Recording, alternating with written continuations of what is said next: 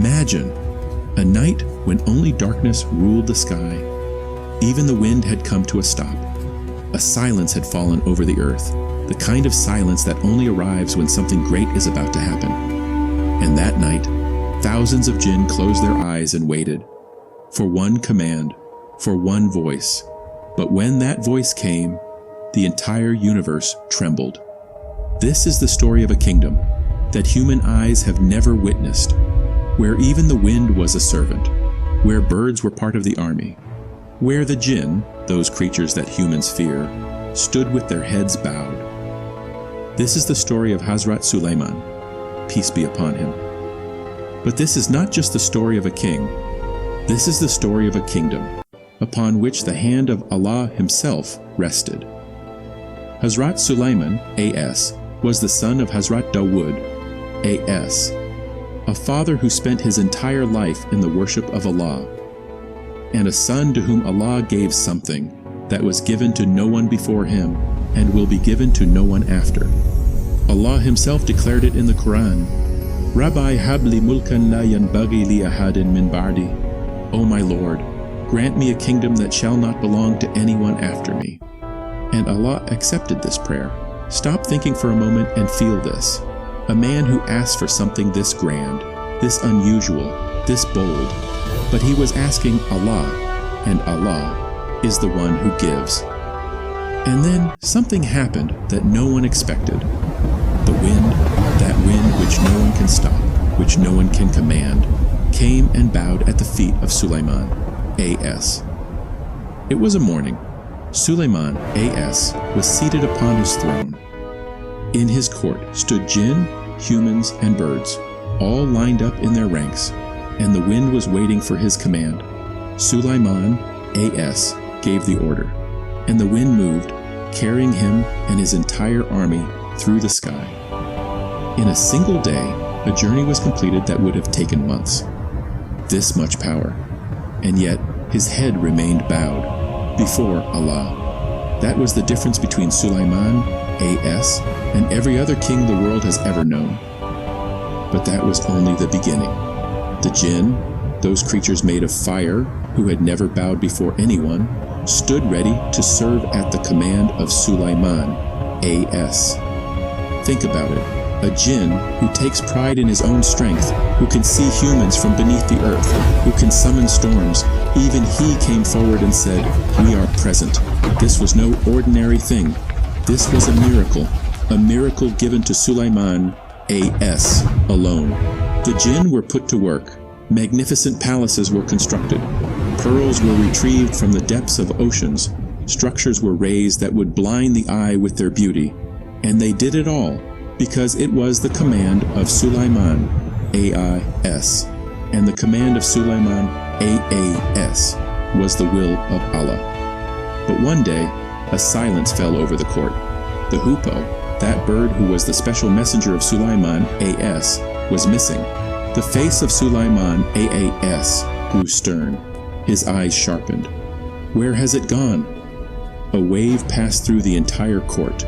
The jinn stirred. The humans froze. Sulaiman, A.S., declared, "If it has not returned with a valid reason, the punishment will be severe." And then the bird arrived, breathless, but carrying a piece of news in its eyes.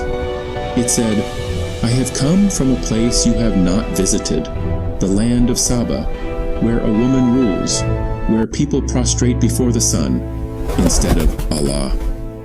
At hearing this, the brow of Sulaiman, A.S., furrowed. Shirk, the worship of a false deity. This was something he could not bear. And then something happened that no one expected. Sulaiman, A.S., wrote a letter that carried only a message, no arrogance, no threat. It was an invitation to the truth. Bismillahir Rahmanir Rahim. The hoopoe took that letter in its beak and flew, cutting through the wind, toward the land of Saba. Bilqis, that woman upon whose shoulders an entire kingdom rested, when she read that letter, her eyes came to a halt. She gathered her advisors, asked her ministers, and then said something that is worth remembering to this day. When kings enter a town, they destroy it, and those who are honored, they humiliate. She understood. She knew power well. But this time, there was something different in this letter. She decided to send gifts. Perhaps with wealth and offerings, she could pacify him. But the response of Sulaiman, aas. Do you wish to tempt me with wealth? What Allah has given me is far greater than what you possess. Silence swept through the court. Then he declared, she will have to come and answer in person. And now comes that moment, the one that makes the heart race. Bilqis set out on her journey, and Sulaiman, as, threw open a challenge in his court. Who among you can bring the throne of Bilqis to me before she arrives here? A powerful jinn, Ifrit, stood up. He said, I will bring it before your assembly ends. But that was not enough. A man, one who possessed knowledge from the Book of Allah, stepped forward. He said, I will bring it in a single moment, before you can blink. And the throne arrived. An eye blinked, and the throne stood before them. The entire army fell silent. The jinn were astonished. The humans stood in disbelief. This was the power of knowledge. This was the blessing of the kingdom of Sulaiman, as. When Bilqis arrived and she saw her own throne slightly altered, her eyes stayed fixed on it with one question. Is this the same one? Sulaiman, as, smiled and said, it appears as though it is. Then she was given one more test. The floor of the court, it was made of pure transparent glass. Bilqis thought it was water. She lifted the hem of her dress. Sulaiman, as, said, this is a floor of glass. And in that single moment, that woman was undone. She understood. This was no ordinary king. This was a prophet of Allah. She said, O Lord, I have wronged myself, and now I accept Islam alongside Sulaiman, for Allah, who is the Lord of all. It becomes difficult to hold back tears at this point. A queen, a woman of immense dignity, setting aside her crown and bowing before true power. This was the real miracle of Sulaiman, as. Not swords, not bloodshed, only knowledge, truth, and the help of Allah. So what do we take from today's story? That strength does not lie in armies alone, not in the wind, not in the jinn. True strength lies in knowledge, in justice, and in sincerely bowing before Allah.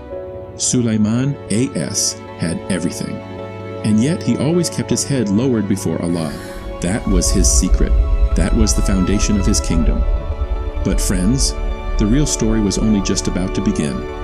There came a moment within the kingdom of the jinn when everything stood still, when the entire army came to a halt, when the enemy thought he had won.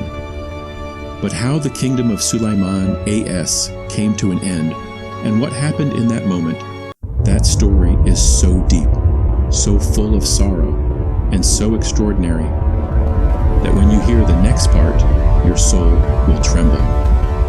Until then, Allah Hafiz.